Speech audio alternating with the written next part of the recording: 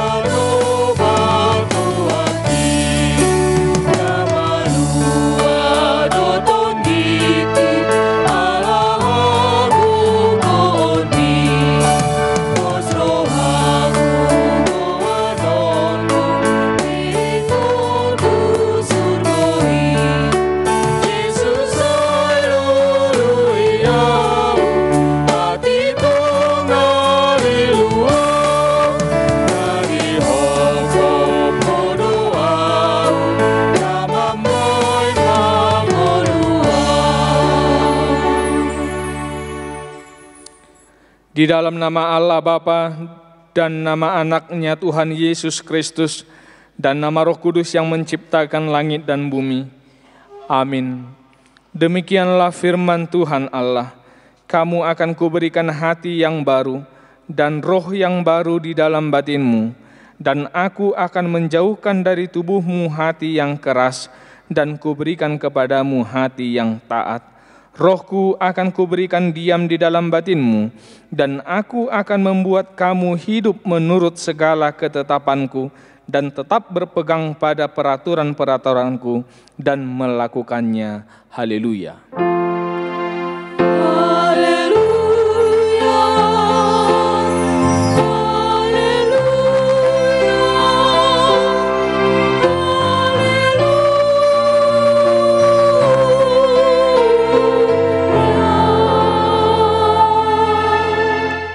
Kita berdoa. Ya Tuhan Yesus, kami berterima kasih kepadamu karena Engkau memanggil kami masuk ke dalam gereja yang Engkau dirikan di dunia ini. Berilah Roh Kudus ke dalam hati kami, supaya kami mengaku bahwa Engkaulah sumber hidup kami, dan supaya kami bertaut dengan Engkau melalui iman yang benar itu, dan supaya kami dengan penuh sukacita memuliakan nama-Mu yang terpuji sampai selama-lamanya. Amin.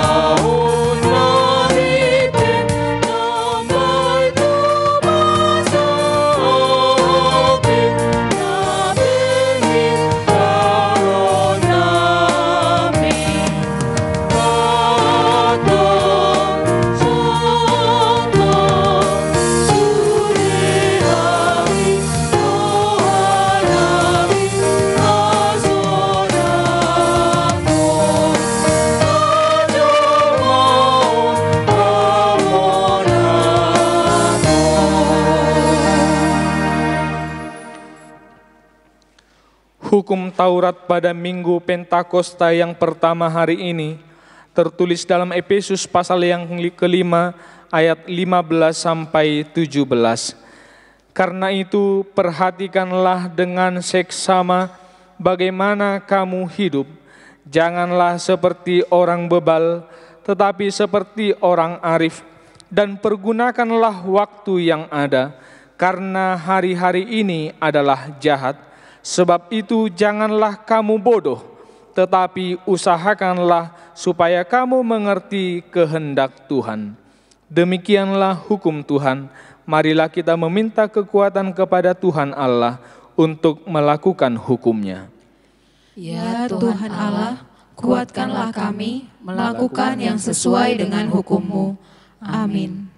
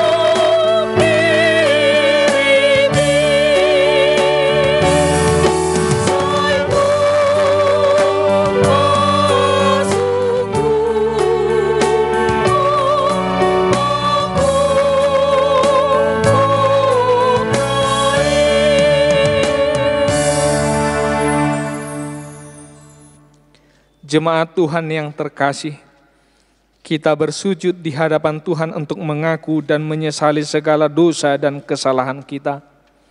Marilah kita merenungkan segalanya di hadapan Tuhan. Kita berdoa. Ya Tuhan Allah Bapa Tuhan kami Yesus Kristus, Engkaulah Allah yang Maha Kuasa, pencipta segala sesuatu. Engkau adalah adil menghakimi semua orang.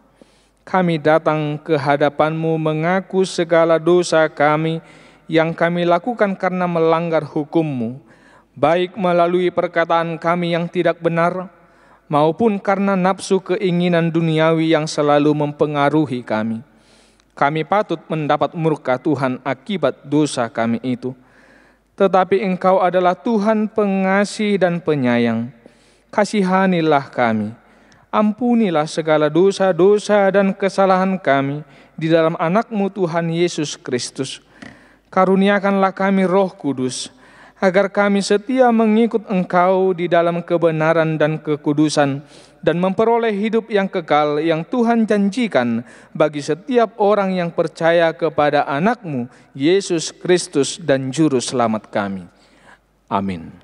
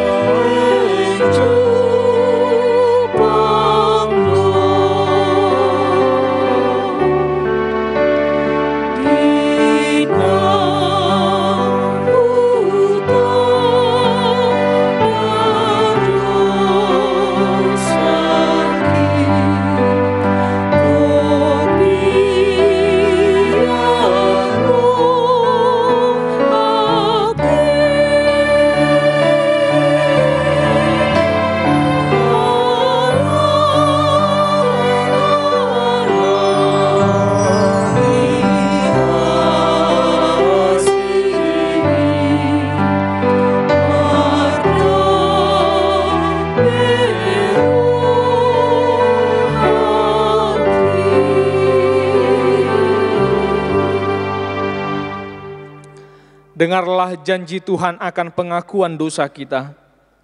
Demikianlah firman Tuhan, janganlah takut, sebab aku telah menebus engkau.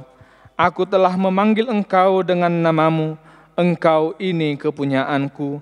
Sebab akulah Tuhan Allahmu, dan tidak ada juru selamat selain daripadaku. Kemuliaan bagi Allah di tempat yang maha tinggi. Amin.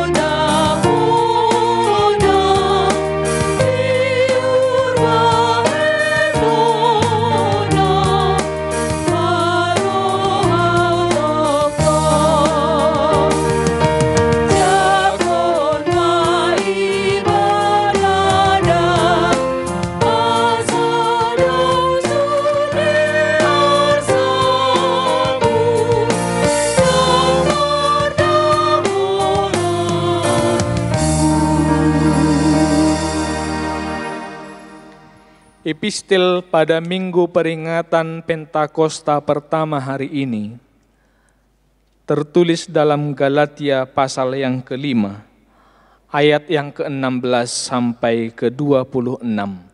Kita membacanya secara responsoria.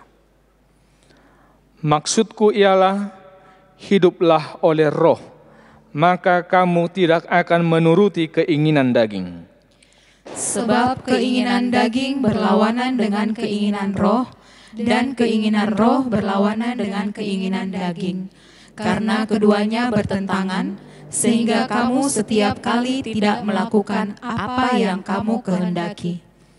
Akan tetapi jikalau kamu memberi dirimu dipimpin oleh roh, maka kamu tidak hidup di bawah hukum Taurat.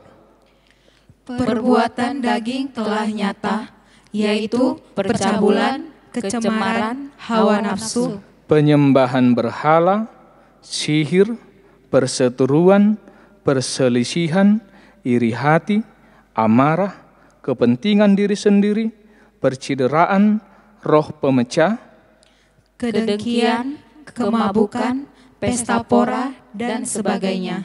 Terhadap semuanya itu, kuperingatkan kamu, seperti yang telah kubuat dahulu, bahwa barang siapa melakukan hal-hal yang demikian, ia tidak akan mendapat bagian dalam kerajaan Allah. Tetapi buah roh ialah kasih, sukacita, damai sejahtera, kesabaran, kemurahan, kebaikan, kesetiaan, kelemah lembutan, penguasaan diri. Tidak ada hukum yang menentang hal-hal itu. Barang siapa menjadi milik Kristus Yesus, ia telah menyalibkan daging dengan segala hawa nafsu dan keinginannya. Jikalau kita hidup oleh roh, baiklah hidup kita juga dipimpin oleh roh. Dan janganlah kita gila hormat, janganlah kita saling menantang dan saling mendengki. Demikian firman Tuhan.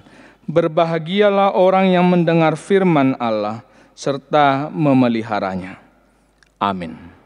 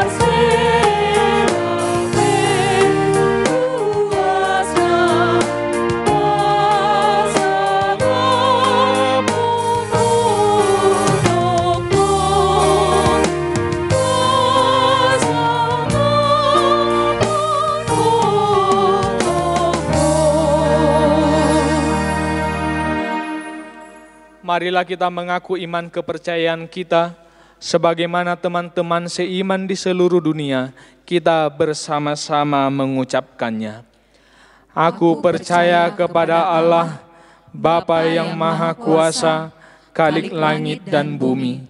Aku percaya kepada Yesus Kristus, Anak-Nya yang tunggal Tuhan kita, yang dikandung daripada Roh Kudus, lahir dari anak darah Maria, yang menderita sengsara di bawah pemerintahan Pontius Pilatus, disalibkan, mati dan dikuburkan, yang turun ke dalam kerajaan maut, pada hari yang ketiga, bangkit pula dari antara orang mati, naik ke sorga, duduk di sebelah kanan Allah, Bapa yang Maha Kuasa, dari sana akan datang kelak, untuk menghakimi orang yang hidup dan yang mati. Aku percaya kepada Roh Kudus dan adanya satu gereja yang kudus, persekutuan orang kudus, pengampunan dosa, kebangkitan daging, dan hidup yang kekal. Amin. Terima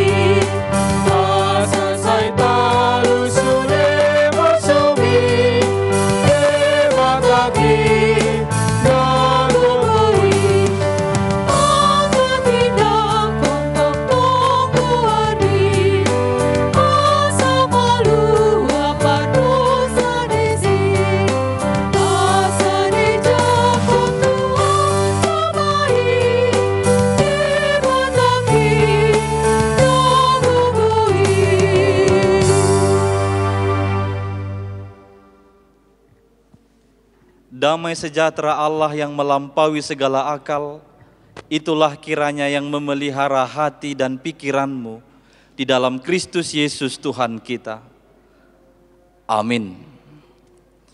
Bapak, Ibu, saudara-saudari yang dikasihi oleh Tuhan Yesus Kristus, Tuhan berfirman bagi kita pada hari ini lewat firman-Nya yang tertulis di dalam kitab Yesaya pasal 63, dimulai dari ayat 11 sampai dengan ayat 14. Kita membacanya secara responsoria.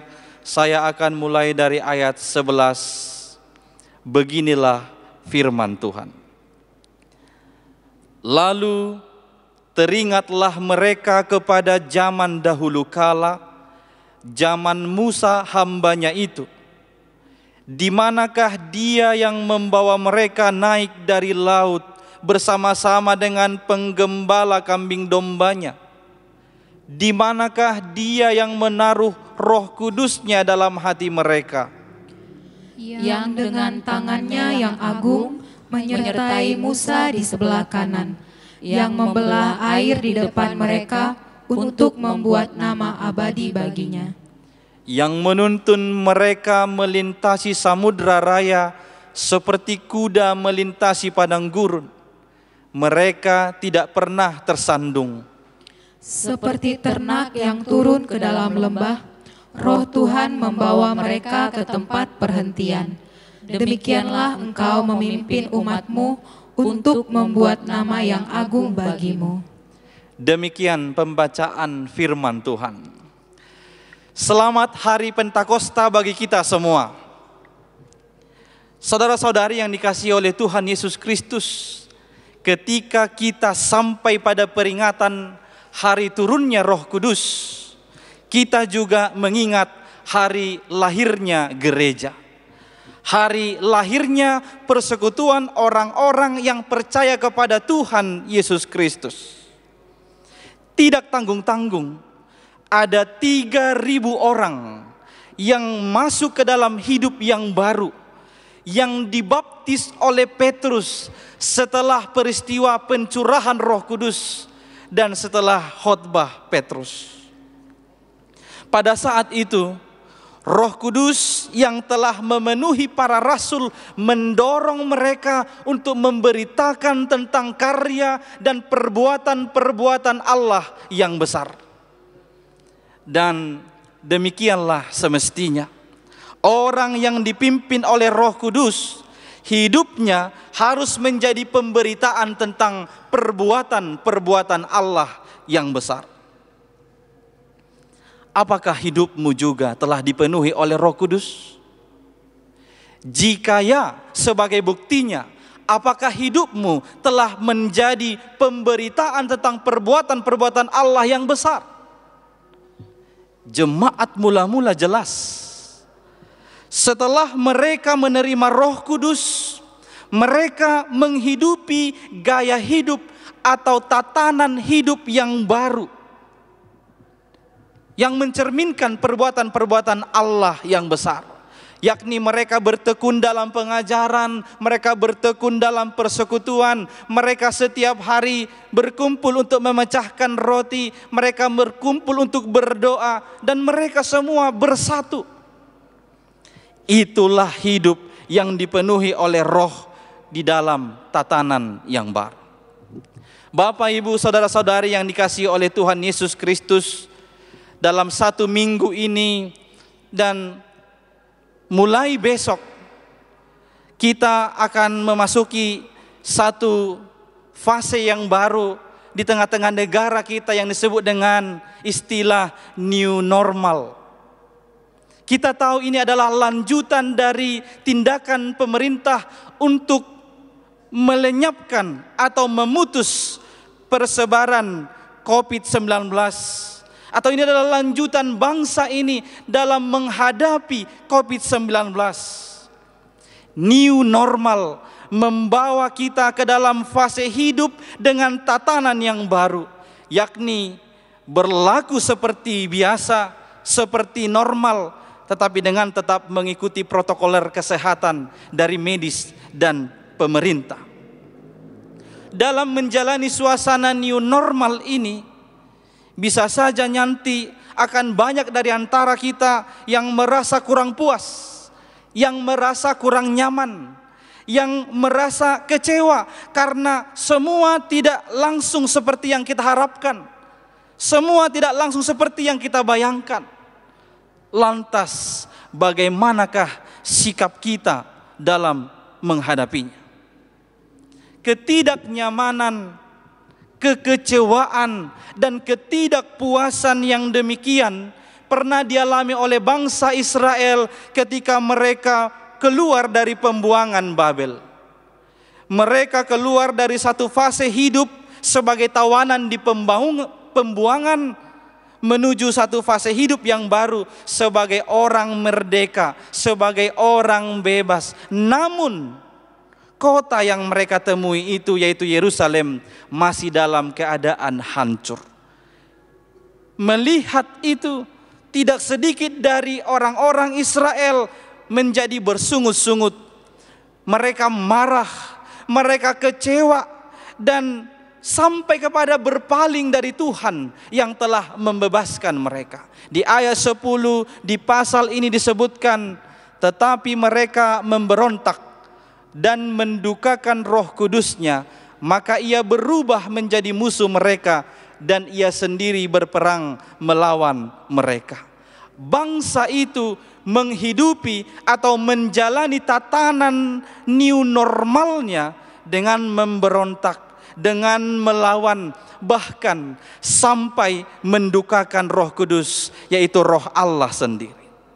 Di bagian ini kita menjadi teringat dengan perkataan Yesus di Matius 12 ayat 31. Hujat terhadap Roh Kudus tidak akan diampuni. Allah akan berperang melawan orang-orang yang mendukakan Roh Kudus. Saudara-saudari yang dikasihi oleh Tuhan Yesus Kristus, ketahuilah setiap kita telah dipenuhi oleh Roh Kudus pada saat kita dibaptis ke dalam nama Allah Bapa, Anak, dan Roh Kudus. Bagaimana dengan kamu? Apakah kamu pernah mendukakan Roh Kudus, yaitu Roh Allah yang ada padamu?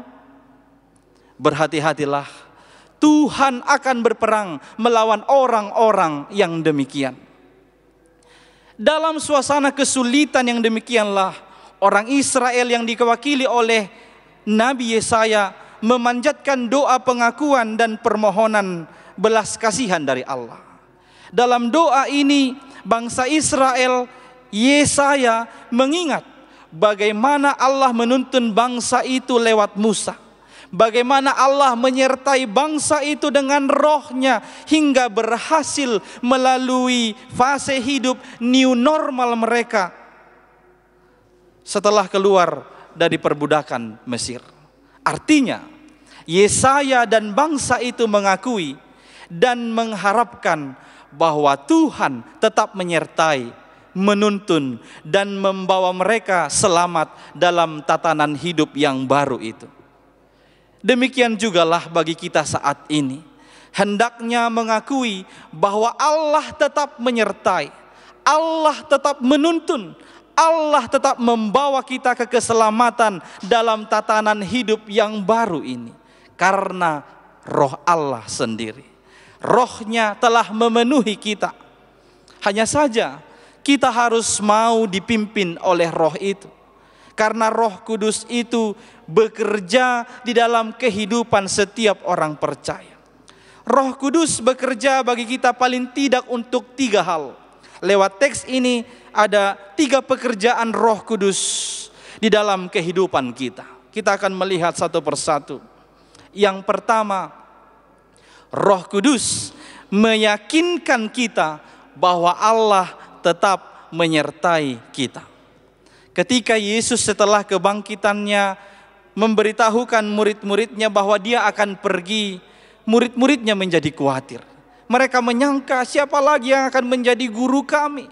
Itu sebabnya Yesus menjanjikan penghibur kepada murid-muridnya. Di dalam Yohanes pasal 14 ayat 18, Yesus berkata, "Aku tidak akan meninggalkan kamu sebagai yatim piatu. Aku datang kembali kepadamu." Dan janji itu dipenuhi oleh Yesus 10 hari setelah kenaikannya ke sorga, atau pada hari ke-50 setelah kebangkitan Yesus. Roh Kudus turun atas murid-muridnya. Maka Roh Kudus telah meyakinkan kita bahwa Tuhan Yesus senantiasa beserta dengan kita. Dalam teks ini juga disaksikan bahwa Tuhan ada dan berjalan di sebelah kanan Musa. Itu adalah gambaran kedekatan Allah dan Musa. Tuhan hadir di tengah-tengah umatnya di dalam rohnya yang dicurahkan di dalam hati mereka masing-masing. Maka Tuhan yang demikianlah yang juga tinggal di dalam kehidupan kita saat ini. Di bulan April yang lalu, John C. Lennox, seorang profesor matematika di Oxford, dia ini juga senang menulis dengan memperhadapkan sains, filsafat, dan teologi. Dia mengeluarkan satu buah buku yang berjudul Where is God in a Coronavirus World? Di mana Tuhan di dalam dunia yang ada virus corona? Buku ini terdiri dari 6 bab. Di bab pertama dia menyatakan demikian: sejak gereja-gereja ditutup untuk memutus persebaran COVID-19, ada banyak yang mempertanyakan tentang keberadaan Allah. Yakni, apakah Allah benar-benar ada? Apakah Allah sedang melakukan karantina mandiri sehingga dia tidak bisa diakses? Kemudian, bagaimana seharusnya kita orang percaya menghadapi penderitaan ini? Dia mencoba menawarkan, bagaimana kalau kita menggunakan sains? Jawabannya, sains tidak bisa membuat kita puas untuk menghadapi penderitaan ini. Lantas bagaimana dengan, apakah kita harus mengikuti ajaran ateis yang berkata, memang tidak ada Allah? Dia berkata, itu pun tidak. Ternyata kita membutuhkan memperhatikan atau menanggapi kejadian ini lewat spiritual, bahwa Allah turut menderita bersama dengan kita. Allah menderita bersamamu. Allah merasakan perasaanmu. Allah juga pastinya juga berjalan bersamamu. Di bab 5 bukunya ini, dia menunjukkan bukti kasih Allah itu, bahwa saat ini katanya ada 2 corona. Corona atau crown atau mahkota. Kita tahu virus itu disebut sebagai corona karena memiliki bentuk yang mirip seperti crown atau mahkota. Mahkota itu adalah simbol kuasa atau simbol otoritas. Maka virus corona, walau kita tidak bisa melihat dengan kasat mata, dia memang memiliki kuasa atau otoritas untuk merubah atau bahkan merusak tatanan kehidupan ini. Tetapi kita tidak perlu khawatir, karena kita masih memiliki satu corona yang lain, satu mahkota yang lain yang menjadi pengharapan kita. Itu adalah corona mahkota duri yang dipaksa masuk ke kepala Yesus dalam peristiwa salib. Dia mempunyai kuasa yang jauh lebih besar untuk memperbaharui kehidupan kita. Dan corona mahkota duri itu tinggal di dalam kita saat ini melalui rohnya. Perlu kita renungkan, virus corona ini mungkin saja berperan sebagai pengeras suara yang sangat keras mengingatkan kita bahwa setiap kita ini adalah fana, bahwa kita akan mati. Virus corona ini juga dengan keras mengingatkan kita supaya kita memandang Allah yang mungkin kita abaikan selama bertahun-tahun, yakni Dia yang mengenakan mahkota duri guna memperbaharui relasi kita kepadanya. Pada bagian ini kita jadi mengerti apa arti berdamai dengan virus corona, bahwa meskipun COVID-19 mengacaukan tatanan hidup, akan tetapi memiliki maksud yang sangat sehat. Kita diingatkan kita ini fana, kita diingatkan kita akan mati, kita juga diingatkan supaya berpaling memandang Tuhan Allah kita. Yang kedua, pekerjaan Roh Kudus dalam kehidupan orang percaya adalah Roh Kudus menuntun kita. Di ayat 13-14 disebutkan, Allah lah yang telah menuntun Israel melintasi samudra raya seperti kuda melintasi padang gurun. Seperti kuda melintasi padang gurun, artinya tanpa halangan, tanpa hambatan. Dan disebutkan seperti ternak yang turun ke dalam lembah, mereka tidak pernah tersandung. Kita mengingat bagaimana Allah menuntun Israel di dalam perjalanan di padang gurun. Di Keluaran 13 ayat 21 sampai 22 disaksikan Tuhan berjalan di depan mereka, di depan bangsa Israel. Pada siang hari dalam tiang awan untuk menuntun mereka di jalan, dan pada waktu malam dalam tiang api untuk menerangi mereka, sehingga mereka dapat berjalan siang dan malam. Dengan tidak beralih, tiang awan itu tetap ada pada siang hari dan tiang api pada waktu malam di depan bangsa itu. Demikian juga Allah menuntun kita siang dan malam di dalam Roh-Nya. Roh Kudus itu tidak pernah beralih dari kita. Oleh karena itu, dengarlah selalu tuntunan Roh Kudus melalui suara hatimu. Dunia ini bisa saja banyak menawarkan diri untuk kita jadikan sebagai penuntun. Tetapi ingat, semuanya itu memiliki keterbatasan. Misalnya Kompas dan Google Maps bisa kita jadikan penuntun arah. Namun ketahuilah, secanggih-canggihnya Google Maps pernah juga menuntun kita ke arah yang salah, ke jalan yang sesat, atau ke jalan yang buntu. Tetapi tidak demikian dengan Roh Allah. Roh Allah akan selalu menuntunmu ke arah jalan yang benar dan aman untuk dilalui. Yang ketiga, ini yang terakhir. Pekerjaan Roh Kudus dalam kehidupan orang percaya. Roh Kudus membawa ke tempat perhentian.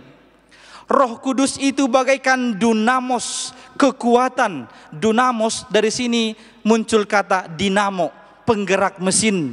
Maka dia menggerakkan mesin itu supaya bisa berjalan. Roh Kudus menggerakkan kita orang percaya berjalan ke tempat perhentian. Tempat perhentian itu istilah pengembaraan, menunjukkan satu tempat yang ada rumput, ada air yang cukup sehingga bisa cocok sebagai tempat berkemah. Maka bagi Israel pada saat itu tempat perhentian yang dimaksud adalah Kanaan. Bagi kita saat ini tempat perhentian yang dimaksud adalah tempat di mana kita bisa hidup. Dan ada lagi yang lebih dari itu, yakni tempat yang kekal, yang penuh dengan kebahagiaan dan sukacita kelak. Kita akan bisa sampai ke tempat perhentian itu hanya karena tuntunan Roh Kudus yang membawa kita. Sebab hanya Roh Kuduslah yang memungkinkan kita hidup sesuai dengan kehendak Allah, yaitu hidup dalam kasih, sukacita, damai sejahtera, kesabaran, kemurahan, kebaikan, kesetiaan, kelemah lembutan, dan penguasaan diri. Oleh karena itu, akhirnya berilah dirimu dipimpin oleh Roh Kudus. Roh Kuduslah yang meyakinkanmu bahwa Allah senantiasa beserta denganmu. Roh Kuduslah yang akan menuntunmu supaya engkau aman, tidak tersandung dan tidak tersesat. Dan Roh Kuduslah yang akan membawamu ke tempat perhentian. Engkau akan tahu kehendaknya dan senantiasa memasyurkan namanya yang agung itu. Selamat hidup dipimpin oleh Roh Kudus. Amin. Kita berdoa. Terima kasih ya Allah.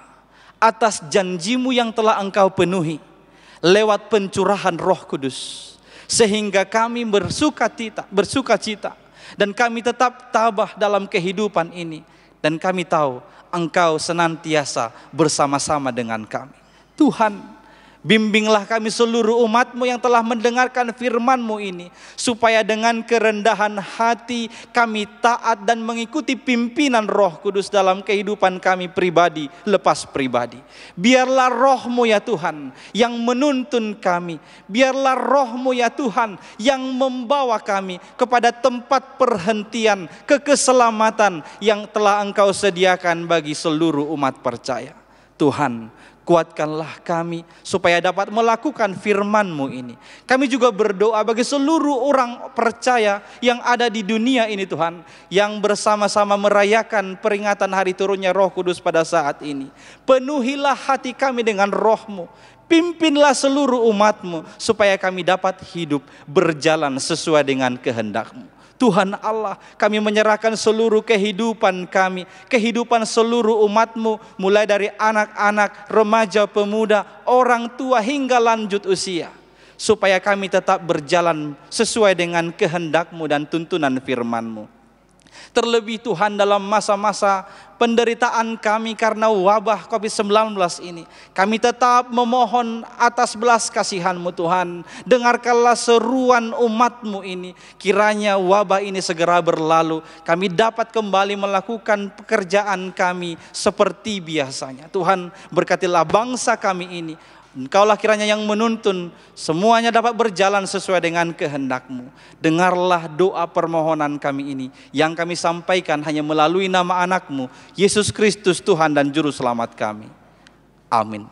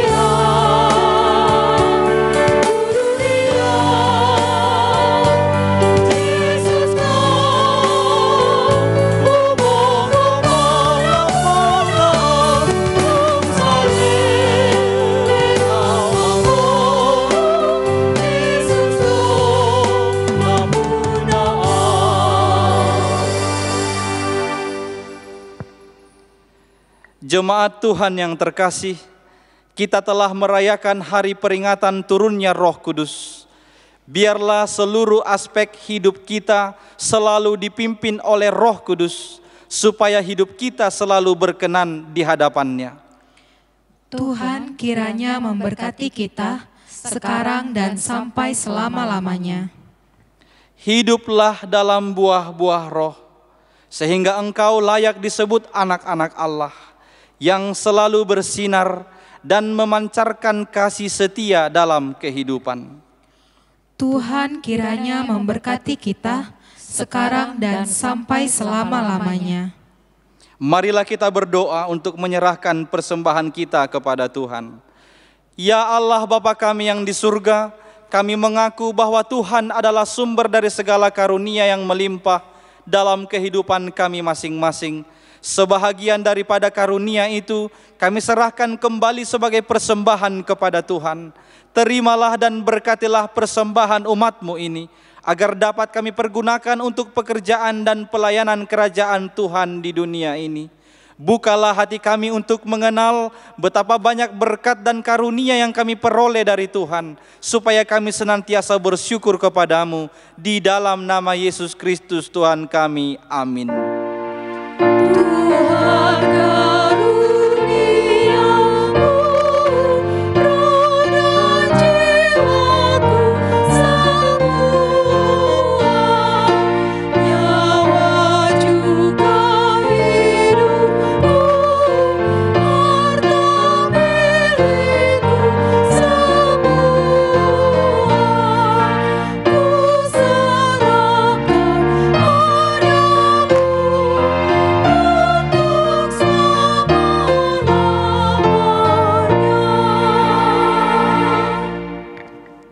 Ya Tuhan Allah Bapa kami, tidak ternilai besarnya anugerah-Mu kepada kami, karena Roh Kudus Engkau anugerahkan kepada kami orang yang hina ini. Pemberian-Mu melebihi dunia dengan segala isinya. Kami berterima kasih dan memuji nama-Mu karena kebesaran dan kemuliaan yang Engkau nyatakan kepada kami. Curahkanlah Roh Kudus kepada jemaat-Mu, orang-orang percaya yang setia dan taat kepada Yesus Kristus Tuhan kami, agar kami diajar, dipimpin, diterangi, dan dikuduskan, serta dikuatkan untuk menghayati firman-Mu.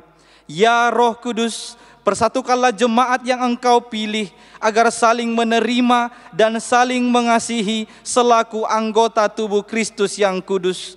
Sinari dan terangilah hati kami, agar kami mengenal segala dosa dan kesalahan kami, dan agar kami setiap hari disucikan dan diperbaharui, serta layak bersekutu di dalam jemaat-Mu yang kudus dan am. Tolonglah kami agar tetap menyadari bahwa kami telah diperdamaikan dengan Allah. Dengan penuh keyakinan kami dapat berseru, Bapa kami di dalam Tuhan Yesus Kristus. Limpahkanlah rupa-rupa karunia kepada jemaat-Mu, agar semakin bertambah banyak pemberita Injil, pengajar, dan yang rela mengasihi sesamanya manusia. Terangi dan berkatilah persekutuan orang Kristen di gedung gereja, di sekolah, dan di rumahnya masing-masing, agar mereka sadar akan persekutuan di surga kelak. Bangunkanlah orang yang tertidur dan berilah kekuatan kepada orang yang lemah. Sadarkanlah orang fasik dan tegar hati, supaya mereka bertobat dan meninggalkan kejahatan mereka. Berilah hikmat kepada orang yang rendah hati, dan hiburkanlah orang yang sengsara dan menderita, agar mereka tidak dicemoohkan dunia ini. Lindungi dan tinggallah bersama orang yang teraniaya karena iman kepada Kristus, agar mereka tidak khawatir hidupnya. Bimbinglah pemerintah, penguasa dan raja, agar mereka bertindak adil dan takut akan hari penghakiman-Mu kelak. Kuatkan iman kami, agar kami selalu yakin bahwa segala dosa kami telah diampuni, dan kami akan Engkau antar kepada hidup yang kekal. Teguhkanlah pengharapan yang hidup di hati kami, agar kami yakin bahwa walaupun sesudah kulit tubuh ini sangat rusak, tanpa daging pun kami akan melihat Allah yang membangkitkan kami kembali dalam Yesus Kristus Tuhan kami. Bapa kami yang di surga, dikuduskanlah nama-Mu, datanglah kerajaan-Mu, jadilah kehendak-Mu di bumi seperti di surga. Berikanlah kami pada hari ini makanan kami yang secukupnya, dan ampunilah kami akan kesalahan kami, seperti kami juga telah mengampuni orang yang bersalah kepada kami. Dan janganlah membawa kami ke dalam pencobaan, tetapi lepaskanlah kami daripada yang jahat.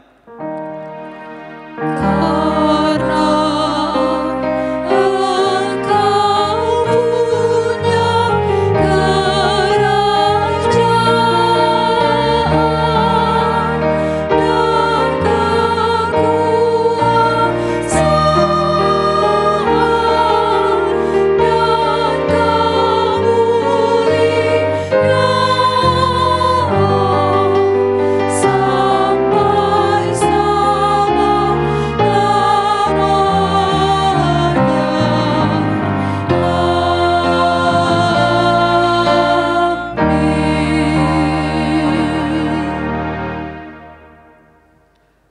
Tuhan memberkati engkau dan melindungi engkau. Tuhan menyinari engkau dengan wajah-Nya dan memberi engkau kasih karunia. Tuhan menghadapkan wajah-Nya kepadamu dan memberi engkau damai sejahtera.